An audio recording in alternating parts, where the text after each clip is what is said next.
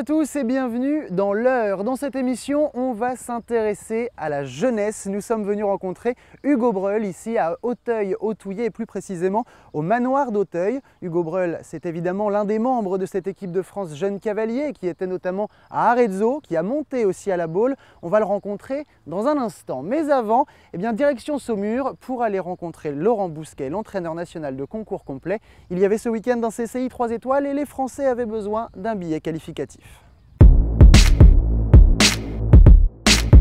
Beaucoup d'émotions à Saumur où Cavaliers et amis ont rendu hommage à l'organisateur François Saint-André qui vivait là sa dernière édition. Beaucoup de sport aussi avec un CCI 3 étoiles dominé par les Australiens Clayton Fredericks en tête avec Bendigo devant Bill Levitt avec One Too Many. La Britannique Piggy French est troisième avec DHI Topper. Côté français, Nicolas Touzin remporte le CIC 2 étoiles avec Hidalgo de Lille mais a déclaré ne pas avoir d'ambition européenne. D'autres tricolores en revanche rentrent dans la course, le point avec Laurent Bousquet. Il s'est quand même qualifié avec la manière, il finit 7e. C'est vrai qu'on sait que le saut d'obstacle reste encore un petit peu son point faible, on y travaille. Mais c'est un cheval qui dresse très bien, qui est très sûr sur le cross. Donc Aurélien, oui. Sydney va rentrer en tout cas sur une longue liste qui va lui permettre en tout cas de postuler à une éventuelle sélection. C'est vrai qu'on a plusieurs couples qui viennent à Bramham, entre autres Métis de Lalou qui a besoin de se requalifier. À Lumulène, c'est vrai qu'on va revoir Kramik avec Edissence. Et c'est vrai que ça va être intéressant de voir son comportement sur son premier 4 étoiles. C'est après Saumur que j'établirai une sélection définitive avec 6 titulaires et un remplaçant. Je pense à Minos de Petra, Pascal Leroy, qui quand même ont répété des performances à haut niveau. Quirinal de la Bastide aussi et Stanislas Zukovic. On a vu Ocarina du Chanois qui est quand même très régulier.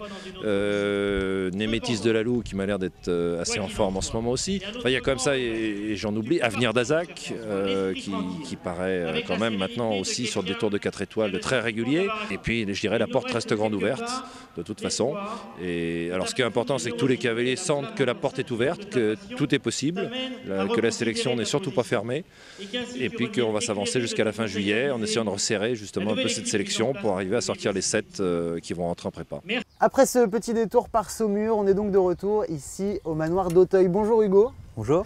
Alors Hugo, membre de cette équipe de France Jeunes Cavaliers, tu ne vas pas à Reims en fin de semaine puisque Thierry Pommel a décidé de mettre une autre équipe en place. En revanche, tu étais à Arezzo pour l'ouverture de la saison et l'équipe de France a gagné.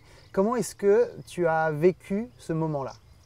C'était vraiment une très bonne victoire parce que premièrement, c'était la première fois qu'on faisait une Coupe des Nations avec le nouvel entraîneur Thierry Pommel. Et pour moi, pour ma part, j'ai déjà fait les championnats d'Europe Jeunes Cavaliers.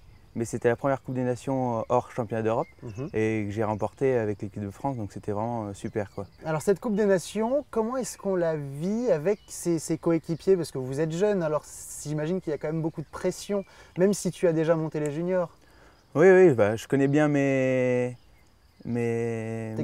camarades de l'équipe de France. Il y avait Thibaut, il y avait Margot, Cindy. C'est vrai qu'on se connaît tous très bien. Après, on se connaît tous, on connaît nos défauts et nos qualités. Et quand on a une bonne équipe, c'est vrai qu'on est plus rassuré, quoi. Aujourd'hui, vous avez un nouvel entraîneur. Comment est-ce que ça se passe avec Thierry Pommel, justement? Mais au début, il nous a beaucoup parlé. On a mis beaucoup de choses en place, des programmes, des différentes démarches.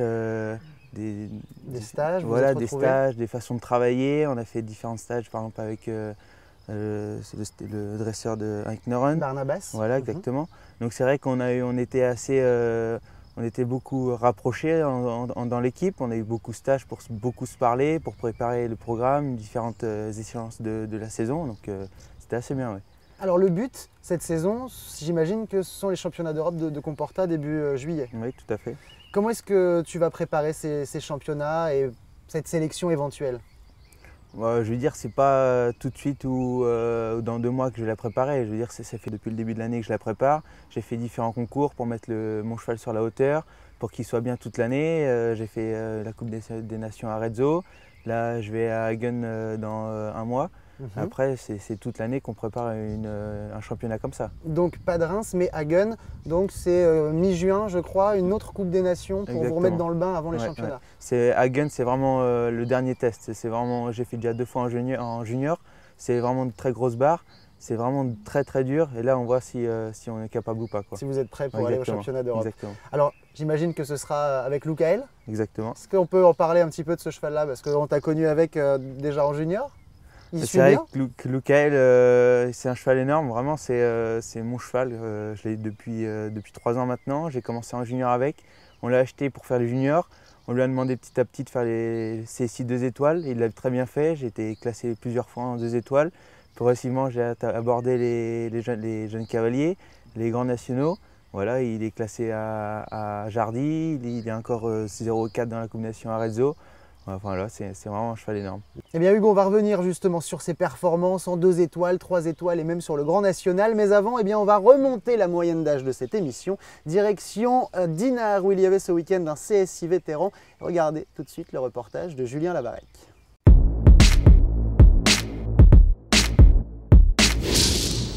Le mythique terrain du Valporé de Dinard en Bretagne accueillait ce week-end un CSI ambassadeur. Guy Romer, 67 ans, champion d'Europe en titre de la catégorie, course et concours depuis 5 ans environ. Oui, bien l'âge aidant, les épreuves me paraissaient de plus en plus grosses, donc ce circuit m'a paru adapté à ma cavalerie, adapté à ma condition physique, adapté en fait à ce que je souhaitais.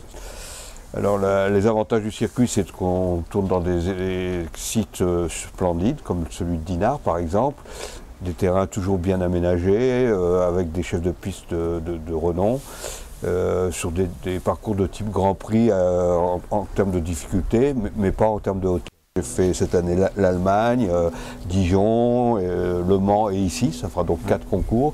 Et en fin de saison, en septembre, je reprendrai avec Vittel, Barcelone et le championnat de France si tout va bien à Niort. Vous montez également dans des Coupes des Nations régulièrement, comme ici ce week-end. Oui. Qu'est-ce que ça représente pour vous de monter avec l'étiquette équipe de France? Est-ce qu'il y a un stress, une émotion? Voilà, qu'est-ce que ça change? Oh bien, c'est une émotion qu'il faut canaliser, mais c'est certes une émotion importante. C'est un grand plaisir parce que c'est des épreuves où l'esprit d'équipe doit rester vraiment dominant, c'est-à-dire qu'on court non pas pour son propre résultat, mais surtout pour faire gagner faire monter le drapeau français au terme de l'épreuve. Ce sont des épreuves enthousiasmantes. C'est d'ailleurs pour ces épreuves-là que je fais tous ces déplacements-là. Bon Hugo, j'espère que toi aussi, quand tu seras vétéran, tu monteras encore à cheval. J'imagine que c'est le but, non? J'espère, parce qu'on peut vraiment monter assez vieux dans ce sport, donc on verra bien comment ça se passe. Bon, en attendant d'en arriver là, on a parlé des juniors, des jeunes cavaliers, mais tu es aussi dans le grand bain avec les seniors, puisque tu nous disais tout à l'heure que tu montes déjà en 2 et 3 étoiles. Comment est-ce que tu as abordé ces compétitions-là avec les seniors et parfois avec les plus grands cavaliers? C'est toujours rester moi-même. Je veux dire, je ne me prends pas pour un autre ou quoi que ce soit. J'ai mon cheval, je connais mon cheval. Les difficultés, je les ai fait sur 1m45. Ok, c'est plus dur maintenant à faire. Mais bon, j'essaye toujours de faire la même chose, de réussir, de faire de mon mieux. Et voilà, j'essaie de réussir correctement. Il n'y a pas plus de pression quand on est avec, je ne sais pas, Eric Navet ou ce genre de très grands cavaliers français ou étrangers d'ailleurs, à la place des jeunes cavaliers? C'est vrai que le week-end dernier, c'était la Baule. Devant moi, j'avais Marco Seni. Bon, là, c'est vrai que on a juste à regarder et je m'arrête et je le laisse passer, quoi. D'accord. Mais c'est vrai qu'après, je veux dire, je respecte tous les cavaliers, Eric Navet, tous ces cavaliers-là qui sont cavaliers mondiaux. Et c'est vraiment des super cavaliers. Mais bon, après, j'essaie de faire de mon mieux aussi. La Baule, la semaine dernière, c'était, j'imagine, quelque chose de très très fort, non? Pour toi et pour vous, jeunes cavaliers, de monter sur ce terrain qui est assez mythique. Ah, c'est vrai que la première fois que je suis rentré avec mon cheval sur le terrain de la Baule, c'est vraiment quelque chose d'assez fort, quoi. J'ai déjà fait quelques beaux terrains, mais celui de la Baule, c'est vraiment très très fort, hein. J'y suis allé plusieurs fois avant, mais à pied, en allant voir mon père. Mais c'est vrai que de monter dessus, de galoper sur cette pelouse, c'est vraiment très très bien. J'ai regardé toute la Coupe des Nations dans les tribunes, j'ai regardé le derby, j'ai regardé le Grand Prix. La vitesse qu'a pris Eric Lamas dans le Grand Prix, c'est vraiment c'est énorme, quoi. La rapidité, c'est tout, quoi. C'est la classe, ce cavalier-là, quoi. C'est des modèles? Ouais, ouais, bah oui, oui. Il est dans le top 3 mondial. Je veux dire, il n'y a pas d'autre X-Tête, c'est modèle, quoi. Les objectifs à long terme, après les jeunes cavaliers, qu'est-ce que c'est pour toi? Quels sont tes rêves? C'est vrai que les Jeux Olympiques avec l'équipe de France, ça doit être quelque chose de très très bien. C'est quelque chose à laquelle tu penses déjà maintenant? Ah ouais, les Jeux Olympiques ou championnats d'Europe ou championnats du monde. J'ai regardé un peu les championnats du monde à Lexington, médaille d'argent, faut quand même l'avoir. Hein. C'est quand même c'est un truc énorme, je pense. Ça fait rêver. Ouais, ouais, vraiment. Moi, j'ai déjà eu la médaille de bronze au championnat d'Europe juste junior. Et c'est vrai que c'est quelque chose, avec toute l'équipe de France, tous mes amis et tout, c'était quelque chose de super. Alors bon, tu parlais de Lexington, les prochains c'est en Normandie en 2014. Ce sera peut-être un petit peu tôt pour toi. En tout cas, on espère te voir peut-être dès 2018 ou bien en 2022, on verra bien. Merci beaucoup en tout cas de nous avoir reçus ici dans tes écuries et puis bonne continuation. On suivra évidemment tes performances et celles de l'équipe de France Jeunes Cavaliers. Et puis nous, comme on parlait de la Normandie 2014, on va aller y faire un tour puisqu'Éric Fournier a rencontré Fabien Grosbon pour parler de ces Jeux mondiaux 2014, puisque ça y est, tous les terrains ont été attribués pour toutes les disciplines. Regardez, on fait le point.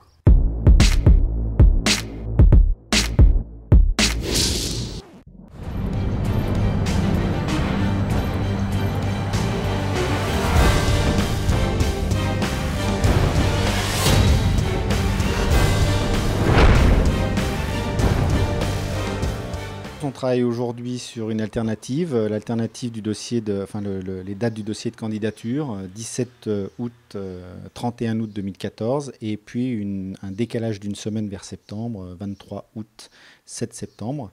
On va déplacer le cross du complet qui aura lieu au Haras du Pin, et puis la course d'endurance qui avait lieu initialement entre le Haras du Pin et le Mont-Saint-Michel, en ligne, se fera en Marguerite, autour du mont.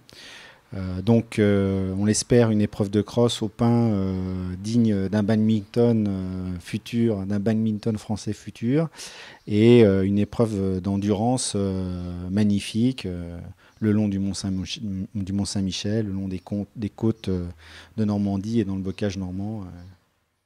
Et bien voilà, c'est la fin de cette émission. Merci à vous de l'avoir suivi. J'espère que cette immersion avec les jeunes cavaliers vous aura plu. À la semaine prochaine pour un nouveau numéro de Tour d'honneur. D'ici là, n'oubliez pas la page Facebook de l'émission. Très bonne semaine.